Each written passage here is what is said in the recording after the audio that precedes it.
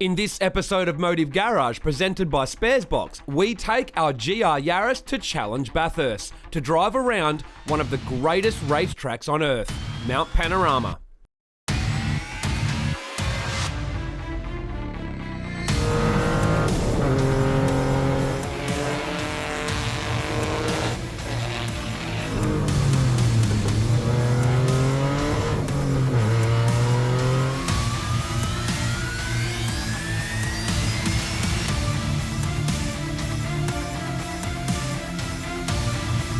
Mount Panorama is an iconic track. It is Australia's Nürburgring, Spa or Laguna Seca. Drivers from all over the world want to come and experience it, but there is a problem.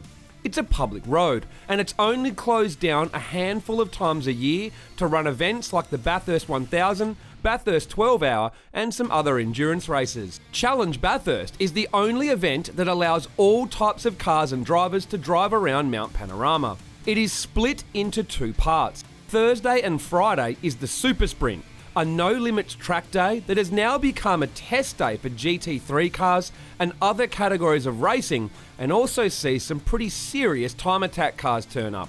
The first day was sunny, but a huge downpour overnight meant Friday had some wet sections on track.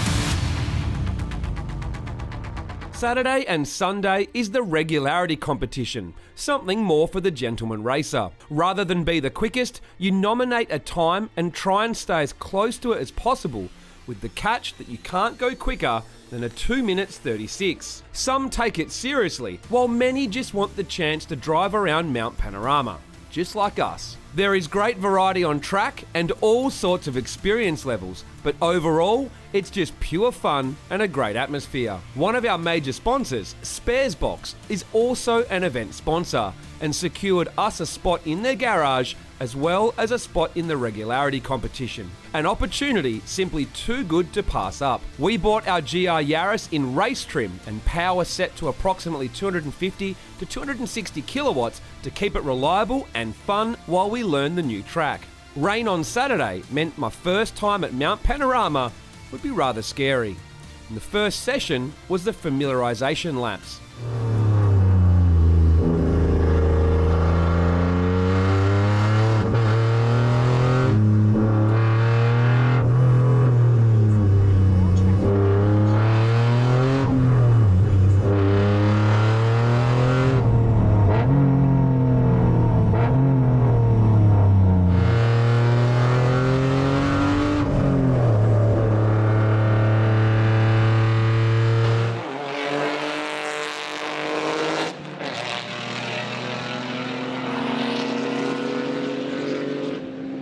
They say that you never forget your first time, and that can definitely be held true here at Mount Panorama at Bathurst. My first ever laps here are certainly memorable for a few reasons. One, just the giant smile I had on my face at the end, which is the most important thing, but it is actually pretty sketchy in the wet, so it can be very daunting.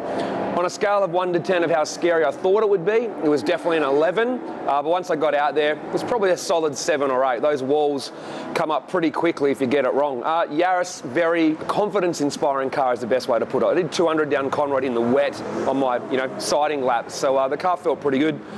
Gets a little bit out of shape here and there, but nothing you can't manage too much. So for the first siding laps at Bathurst, they were still pretty fun, still pretty good. Can't wait to get out there again. Hopefully we get some dry weather tomorrow. So time to look at the logs, make sure it was all good, and we'll go do it again.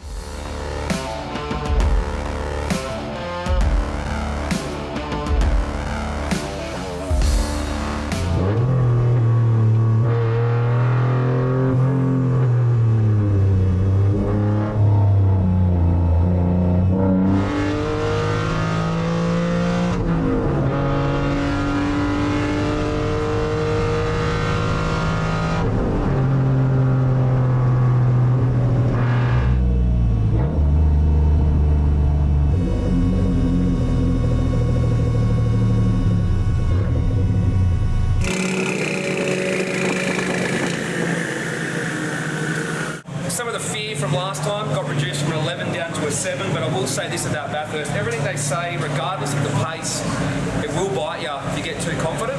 So a couple of times when I had a bit more confidence to push a little bit harder, it'll bite you, and then you're going to go, all right, reality check, just calm down again, because it's not worth being in your road car here at Bathurst in the rain just to try and be 1/10 quicker than some guy that's in front of you. So looking at the Motec data straight away after that session, you can quickly see the minimums and maximums and averages. Maximum speed was 222.7 k's an hour. I'll admit I was soft and I lifted off pretty early.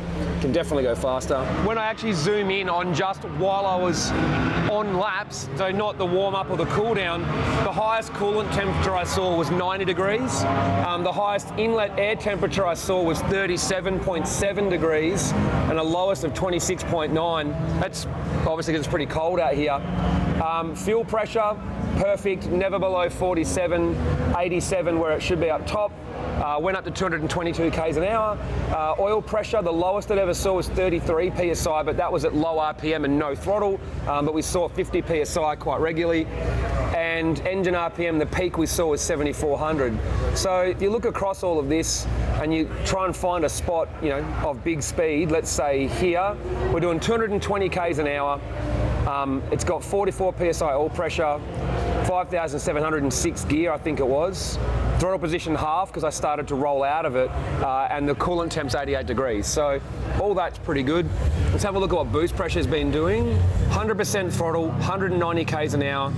Inlet air temps 31 degrees, boost pressure 24 psi. So it's like it's like 24, 25, but it's hunting a little bit. So when you actually look at the averages of it, it's like 20, 21, 22, but in the higher gears, it's a little bit higher, sort of like 22, 23. Here it spiked a little bit, got sort of like 25 psi. So boost pressure is spiking to like 24 or 25, but realistically it's more where it should be, at about 22 psi. So we're probably more like 250 kilowatts then. So.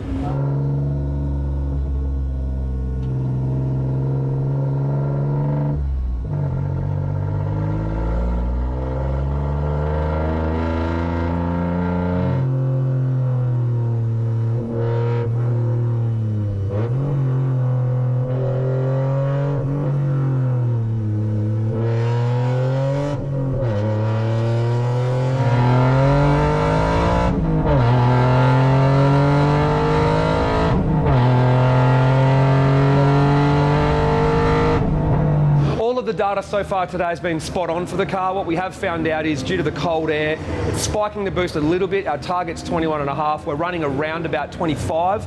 So probably 260, 270 kilowatts thereabouts. We're actually lapping on that. So anyone that's worried about the reliability of this engine on 260, 270 kilowatts, mate, if you can do 4 laps of Bathurst straight, more than 10 minutes flat out, including, 6 gear twice, yeah, it's a pretty good testament to how strong this little engine is. No issues with coolant pressure. I've never seen over 92 degrees water temp anywhere. The only time it goes really over 90 is when you pull back into the pits and you're not moving after the session. So overall, it's a killer car. I'm glad I left the Zestino Greg 07 RSs on because they're competent in the dry and obviously still usable in the wet because they're a street tyre. So as it started to dry over the top, these were still perfectly capable of going around the track quickly in the dry sections, but obviously more than capable of handling the wet section. So tyre choice still good for today. Hopefully dry tomorrow to put the Circuit 07S on. The brake kit from V-Sport, mate, can't fault it. No matter what I tried here, brakes is not an issue whatsoever. Stability, I think the wheel alignment has a little bit too much toe out for such a high-speed track in the wet, so it's a little bit unstable in a couple of spots, but I saw 230 at one stage on the tacho and still felt pretty planted. So performance-wise, the car is still pretty good. People probably asking how laggy is the turbo, and to be honest, on such a high-speed track, that little bit of extra down-low lag is actually helping the car get corner drive. If this had 250 kilowatts and the standard turbo, it would actually spin the tyres a lot more coming out of the corner as you stand on it. You can feed it in really well, and then you get that top-end charge once you're out of the corner. So I actually kind of like this turbo setup for this style of racing. Overall, man, what a car. It's a road-registered car still with an engine that's only got valve springs, and it's killing it. And in fact, the factory cooling system's doing really well too. Radiator's not struggling, so yeah, can't complain. Hopefully dry tomorrow. Waking up on day 2, we were treated to sunshine and a dry track, but with the threat of rain after lunch. We decided to keep the Zestino Grej 07 RS street tyres on for the first session due to the cold track temps, plus we wanted to see how they would perform in comparison before switching to the Zestino Circuit 07SR compound tyres.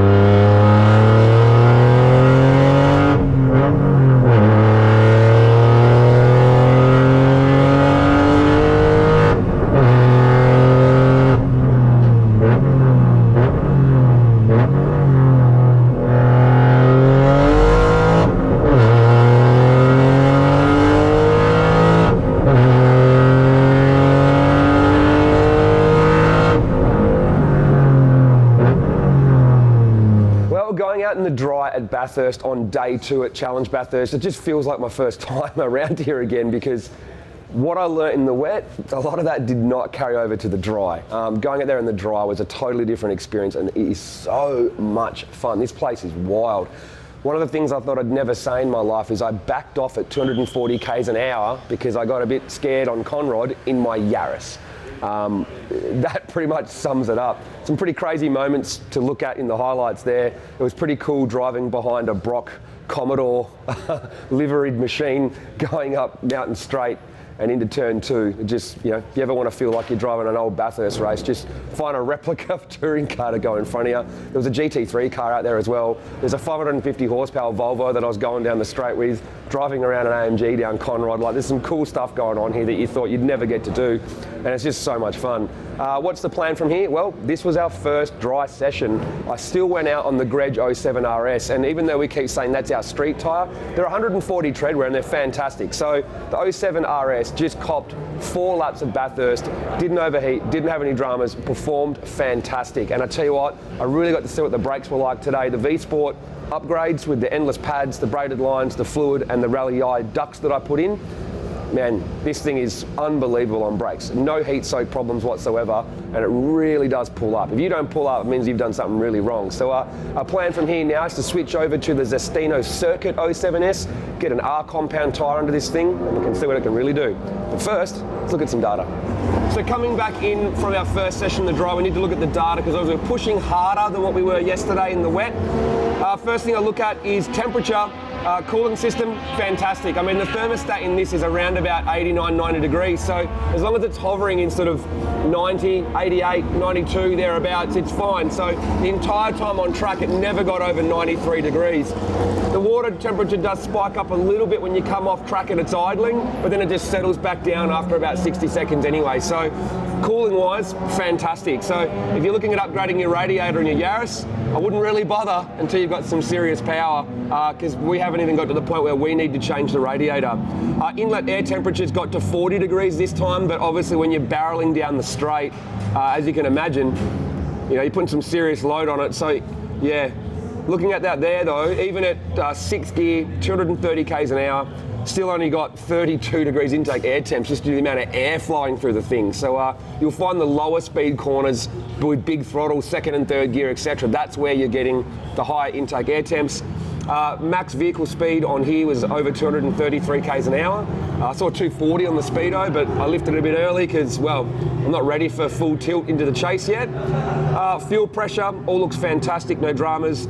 Engine oil pressure is good when you've got throttle and RPM on, but there is a couple of little bits where it does drop down slightly, and that's got to do, like when you sort of get off the throttle and blip the throttle on the intelligent manual transmission option and it revs up, sometimes you get a little bit of a drop in oil pressure, and sometimes when you turn in a little bit, it might drop a little bit, but it's not dropping down to anything dangerous. It's sort of going, instead of being 35 or whatever where it should be at that point, it might go to like 28, 29 momentarily. As soon as you got some throttle back in, it's back up over 45 PSI. I wouldn't say it's oil surge that's going to damage the engine, because there isn't any oil surge or any low oil pressure when you've actually got any RPM boost or major throttle inputs. And that's what we're looking at, is we want to make sure there's no low oil pressure when you've actually got the engine under load. A little drop here and there is telling me that we're starting to get to probably the limit of the factory oil system. I think if you made it a lot faster than this, or maybe even we put R comps on, we might see some more. But like I said, right now, those little drops in oil pressure, which they're not going to 0, it's going to like 38 sometimes, and we saw 27 once. Those little drops in oil pressure, like I said, they're not doing any damage when you're at 0 throttle, you're in vacuum and you're at low RPM. So we're not too worried about that. Boost was great, 24, 25 PSI, holding steady, and everything looks really good. The little Yaris that could, lapping Bathurst on 270 kilowatts. It's just weird. Never thought I'd say that. This is a weekend full of things I thought I'd never say, like I need to put the R comps on my Yaris. Oh, I backed off at 240 because I was scared in my Yaris. And the list goes on and on. Pretty much anything and the word Yaris in the sentence is something I thought I'd never say. But data looks good, real good.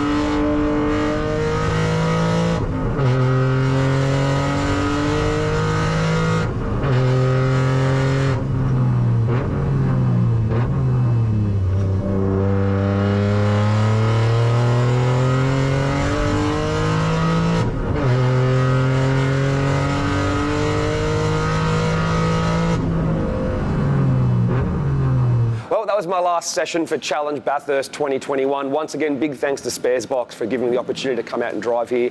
How do you sum up Bathurst? So much fun. Driving it in the wet yesterday for the very first time was pretty awesome, but coming out this morning in the dry, it was like doing it for the first time again, because whatever I learned yesterday pretty much didn't mean anything today. So first session was a 2:48, way quicker than yesterday in the part wet conditions, and that was on the Greg 07 RS. Went into the 42s when we switched over to the Circuit 07S, when I only had basically one flyer because that session got red flagged. In this last session, don't know what my time is yet, but it felt good. It was really good that time to go out and get in a bit of a rhythm. The Group A competitors are all pretty evenly matched. They're sort of between 2 minutes 39 to sort of 2 minutes 55 is kind of where they all are. So they're all pretty good to go out together, so that you can get some good room out on track. So but yeah, that last session was a really good chance to actually get in a groove and really enjoy the track. Me personally, I love basically from Skyline down and all the way through to turn 2 and up the mountain. Love every bit of it. The only bit that makes me nervous is sort of McPhillamy Park and then over the Great and that sort of area. So I guess from the Great to Skyline has me really nervous. Off cambered, actually a lot more difficult than it looks both on screen and also in simulators. So for me, that's the bit I'm struggling with. And obviously coming into the chase, how big are your balls, I guess? How much do you want to risk the car? So I'm hitting 240 in a Yaris is something I thought I'd never do in my life, but I think I went through the chase at about 200. Wasn't game to stay pinned, but just got to work your way up. So will I be back though? Of course I will. But for now, let's check some data, find out our lap time, and then give you guys the final analysis on how well the engine combination in this car has survived Challenge Bathurst. So the data from the last session with the Yaris once again shows just how awesome this car is, even on that sort of power. The warmer weather and higher inlet air temps now have actually got the boost back to where we want it. As I've said earlier in the weekend, we've never really taken the car out on the road or track to fine-tune the boost control. So when it was really cold, it was spiked up a bit. Now it's more like 22, 23 PSI. So we're probably on more like 240, 250 kilowatts on that sort of boost level. Coolant temperature in that session was mint. Like we saw, the highest we saw was 92 degrees. Once again, excellent. What else? Inlet air temps got up to 42.9, which is lower than what's happening when we're dynoing it at the shop. So inlet air temps are fantastic thanks to the high speeds and good air here. Fuel pressure, no issues. We are discovering now that we do get some little tiny, I guess, spikes of drops of oil pressure, but they seem to be happening on either throttle blips or under braking and going down a gear, so you haven't really got any throttle or any boost, so it's not as critical, and we're not having it at big RPM, but we are starting to see a bit more fluctuation in oil pressure now, probably due to the fact that having the grippier tyres on, we've got more G-force under braking, more G-force under acceleration and turning. How do we solve that problem? Do we develop a baffled sump? We put an accumulator on it? I'm not sure yet. We'll have another look. But right now, that oil pressure is not an issue just because of when it happens. We're not talking about zero oil pressure. We're talking about, it drops down to, what is it? You get the occasional drop to sort of like 28 PSI at like 4,000 or 3,500 RPM with no throttle. Once you're on throttle and you're accelerating normally, it has its usual 42 to 48 PSI. So that's not a big problem. We will look into it a little bit, but yeah, mixture's perfect.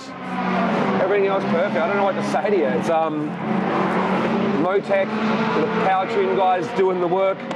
And this little Yaris has just been fantastic. I still can't believe how fault-free this thing has done. 6 sessions at Bathurst this weekend on that sort of power.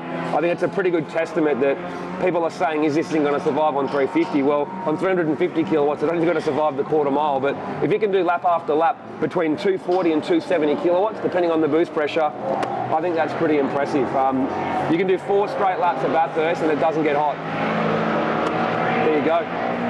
Great thing about having good data acquisition, we get to make sure everything's mint every session, but haven't put a spanner on it other than to change the wheels, so pretty impressed with the little GR Yaris.